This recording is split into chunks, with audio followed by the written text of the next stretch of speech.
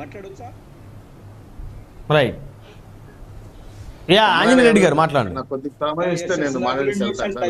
శేఖర్ రెడ్డి గారు అనేక ప్రశ్నలు లేవనెత్తారు, వాటికి సమాధానం చెప్పాల్సింది.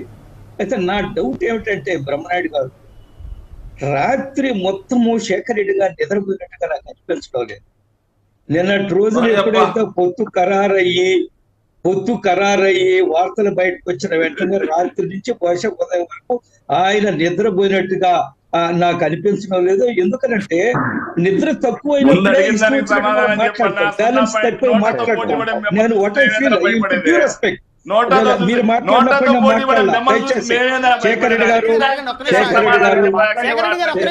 శేఖర్ రెడ్డి గారు మీరు మాట్లాడినప్పుడు హ్యావ్ సమ్ సివిలిటీ. దయచేసి ఆగాలి.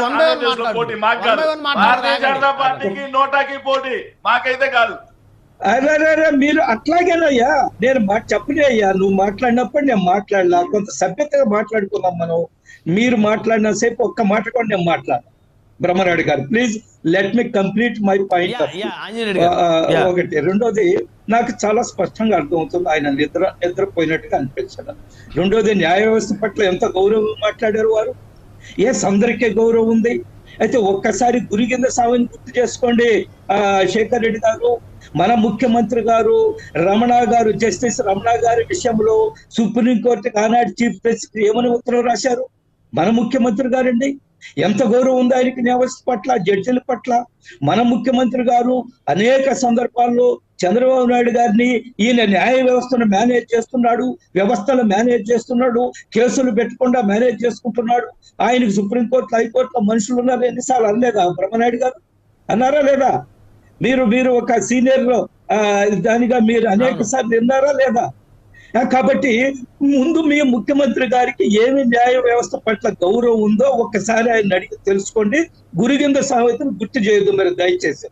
రెండోది, ఎవరు కూడా న్యాయ వ్యవస్థను మేనేజ్ చేయలేరు. భారతదేశంలో న్యాయ వ్యవస్థ ప్రపంచం నుండి అనేక దేశాల కంటే గొప్పగా న్యాయ వ్యవస్థ ఉంది, నిష్పక్షపాతంగా పనిచేస్తుంది. కాబట్టి తెలుగుదేశం వాళ్ళు జగన్మోహన్ రెడ్డిని న్యాయ వ్యవస్థ అన్నా, మేము జగన్మోహన్ రెడ్డి గారు ప్రధానమంత్రి గారి కాళ్ళు పట్టుకుంటున్నారు ఆయన కేసుల కోసము అని అన్నా దాన్ని మేము ఆమోదించము. At the same time TDP వాళ్ళని లేదా జనసేన వాళ్ళని భయపడుతున్నారు, వాళ్ళు అట్టున్నారు ఇట్టున్నారన్న దాన్ని ఆమోదించము. అందరూ కూడా independent political parties. Everybody has their own philosophy, their own thinking. కాబట్టి న్యాయ వ్యవస్థల్ని ఎవరో మేనేజ్ చేస్తున్నారంటే అది ఏమాత్రం సమంజసం కాదు. మీ ముఖ్యమంత్రి గారు ఎందుకు లెటర్ రాశారో దాన్ని మీరు విత్డ్రా చేసుకోమని చెప్పడం మీకు గౌరవం ఉంటే, మీకు న్యాయ వ్యవస్థకు గౌరవం ఉంటే. అది రెండవది, ఈరోజు నేను ముందే చెప్పాను చాలా ఆందోళనలో ఉన్నారు అనేది చాలా స్పష్టమైపోతుంది. ఐప్యాక్ చాలా స్పష్టంగా చెప్పింది బ్రహ్మనాయుడు గారు. ఐప్యాక్ చాలా స్పష్టంగా చెప్పింది. మనం ప్యాకప్ అని చెప్పింది వైసీపీకి, మనం ప్యాకప్ అని చెప్పింది. అంతకుముందు 2019లో అధికార పార్టీకి సలహాదారుగా ఉన్న ప్రశాంత్ కిషోర్ గారు, పీకే గారు ఏం చెప్పారంటే అయ్యా ఇంకా వైసీపీని పీకేస్తున్నారని చెప్పారు. వైసీపీని పీకేస్తున్నారు ప్రజలని పీకే గారే చెప్పారు. పీకే గారే మా మనిషి కాదు, మీతోటి పనిచేసిన ఆయన, మీకు స్ట్రాటజిస్ట్, అనలిస్ట్, సెఫాలజిస్ట్, 2019లో ఏ విధంగా అధికారానికి రావాలని ఆలోచన చేసిన ఆయన చాలా స్పష్టంగా 2 సందర్భాల్లో చెప్పాడు. కాబట్టి ఏమండి, హలో, పీకే గారు, ప్రశాంత్ కిషోర్ గారు అంతకు ముందు చెప్పినటువంటి ఏవైతే పోల్స్ ఉన్నాయో అవన్నీ కూడా అవాస్తవాలు, అవన్నీ కూడా సక్సెస్ అవ్వలేదు అనేది వారి అభిప్రాయం. ఏమైనా కావచ్చు. రెండోది నేను ఎందుకంటున్నానంటే మీరు సింహం సింగిల్ గా వస్తుంది కదా. ఎవరెన్ని సీట్లు తీసుకుంటే మీకెందుకండి, ఎవరెవరితో పొత్తు పెట్టుకుంటే మీకెందుకండి? మీరు ఎవరు జెండాలు మొయ్యమంటున్నారు కదా, 2004లో వైఎస్ రాజశేఖర రెడ్డి గారు ఎన్ని జెండాలు మోసారండి తెలంగాణలో? ఒక పక్క టీఆర్ఎస్ జెండా వేసుకున్నారు, ఒక పక్క సిపిఐ జెండా వేసుకున్నారు, ఒక పక్క సిపిఎం జెండా వేసుకున్నారు. రకరకాల జెండాలు మోసారు కదా. మీరు ఎందుకు ఆ జెండాలు మోసారు? ఈ రోజు వాళ్ళు చెప్పేదానికి వాళ్ళు చాలా ఆందోళనలో ఉన్నారు.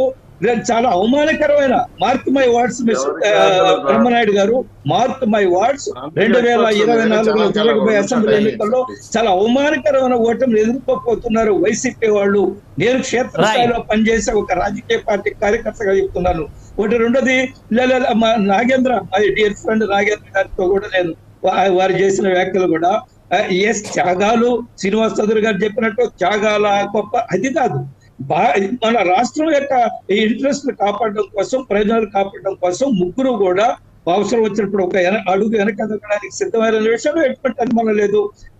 పవన్ కళ్యాణ్ గారి యొక్క సేవ ఏదైతే ఉందో ఆయన యొక్క థింకింగ్ చాలా గొప్ప థింకింగ్. అందుకనే ఈ రోజు ఈ అలయన్స్ ఒక రూపు దాల్చింది. ఒకటి మేము ఆయన్ని త్యాగాలు చేయమని మేము ఇంకా అడుగుతామా అడగరాజే పక్కన పెడితే, జనసేన నుంచి ట్రోల్ లేకుండా పవన్ కళ్యాణ్ గారి మీద అసహ్యంగా వ్యాఖ్యలు చేయకుండా, జనసేన నాయకుల నుంచి కాపు సంఘాల నుంచి చేయకుండా చూడాల్సిన బాధ్యత కూడా మన సోదరుడు నాగేంద్ర మీద ఉందని నేను అప్పీల్ చేస్తాను.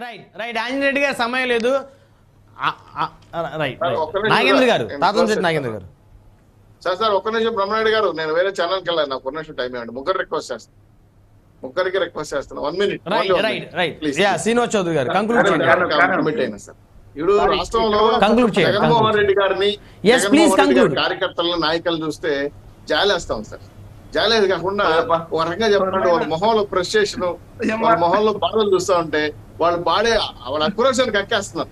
ఇక్కడ ఒకటే మాట చెప్తున్నా, కేంద్ర ప్రభుత్వ నిధులతో రాష్ట్ర ప్రభుత్వం స్టిక్కర్లు వేసుకొని వ్యాపారం చేసుకొని మేము చేసేసామని చెప్పినంత మాత్రం రాష్ట్రంలో నమ్మే పరిస్థితి లేరు.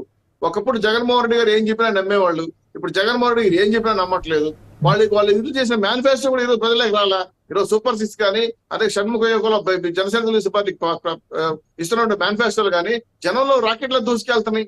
మీరు ఇవన్నీ చూసే కదా మీరు ఓటమిని అంగీకరిస్తున్నారు. నేను స్ట్రైట్ గా ఒకే అడుగుతున్నా జగన్మోహన్ రెడ్డి గారిని, అయ్యా జగన్మోహన్ రెడ్డి గారు ముందు 170 సీట్లకి ఎమ్మెల్యేలు ప్రకటించండి. తెల్లారి పెట్టిస్తారా, రేపు పెట్టిస్తారా, మీరు ఎక్కడ పోటీ చేస్తారో చెప్పండి ముందు. ఇది తెలియకుండా ఇతర రాజకీయ పార్టీలు ప్రతిపక్షాల మీద పడి ఓని ఆడవటం కాదు. జగన్మోహన్ రెడ్డి గారు ఆంధ్ర రాష్ట్ర ప్రజలందరినీ కూడా కాలుగడికి నెత్తి చదువుకున్నా కూడా రాష్ట్రాన్ని ప్రజలు ఎవరు ఓటేసే పరిస్థితులు లేరు. మా కొద్ది జగన్ అని చెప్పి రాష్ట్రంలో డిసైడ్కి వచ్చారు. అందుకే 3 పార్టీలు ఈ రోజు ఖచ్చితంగా జగన్మోహన్ రెడ్డి గారిని దించేసేకి వెళ్ళిపోయాం. అందుకే ఈ రోజు ఫ్యాన్స్ అయిపోయింది. జగన్మోహన్ రెడ్డి గారు ఎమ్మెల్యేలు ప్యాకప్ అవుతున్నారు, పార్టీ ప్యాకప్ అయ్యే పరిస్థితి ఈ రోజు రాష్ట్ర పరిస్థితులు ఉంది. కాబట్టి జగన్మోహన్ రెడ్డి గారు పరిపాలన ముగింపు దశకొచ్చింది, కౌంట్ డౌన్ స్టార్ట్ అయింది. కాబట్టి వాళ్ళు నిజంగానే నిద్ర పట్టట్లేదు, ఫ్రస్ట్రేషన్ లో ఉన్నారు, నైజీరియాలోకి వెళ్ళిపోయారు. నాకు తెలిసి శేఖర్ రెడ్డి లాంటి మిత్రులు దీపం ఉండగానే ఇల్లు శాఖ పెట్టుకుంటే కూడా సలహా బాగుంటుంది నా ఉద్దేశం. ఏదో ఇప్పటికే కార్యకర్తలు, నాయకులు, ఎమ్మెల్యేలు, ఎంపీలు అందరూ కూడా ఇతర రాజకీయ పార్టీలకు వచ్చేసారు. కాబట్టి మా మిత్రుడు కష్టపడ్డాడు, కాంగ్రెస్ పార్టీ నాయకుడు కాబట్టి గుర్తింపు కూడా మా పార్టీలో లభిస్తుందని చెప్పి ఆయన కూడా మేము స్వాగతం పలుకుతున్నాం. ఎందుకంటే కష్టపడే వాళ్ళకి ఎప్పుడు నిజాయితీగా బాధ్యత మాకు ఉంది. కాబట్టి ఇంకా జగన్మోహన్ నమ్మద్దండి, మునిగిపోతాడు, మునిగిపోయినామని చెప్పి మీద హెచ్చరిస్తూ అందరికీ సెలవు తీసుకున్నాం. Thank you sir. Thank you very much Brahmanaidu గారు.